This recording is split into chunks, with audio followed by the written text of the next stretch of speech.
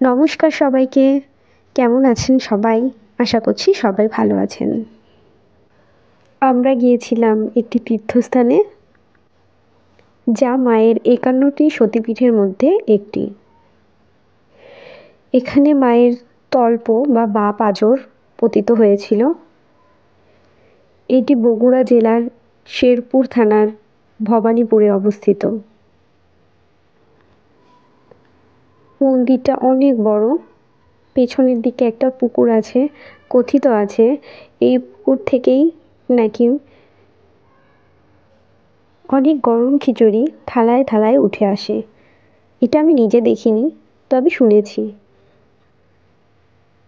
আমরা যখন গিয়েছিলাম তখন মায়ের বাৎসরিক পূজা ছিল না। এখানে বলি হয়। মায়ের মন্দিরটা মাঝে আর চারপাশে শিব মন্দির।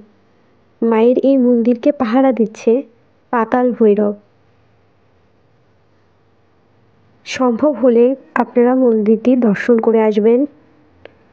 পরিশেষে এটাই বলি, মা যেন সবাইকে ভালো রাখে, সুস্থ রাখে, সুন্দর রাখে।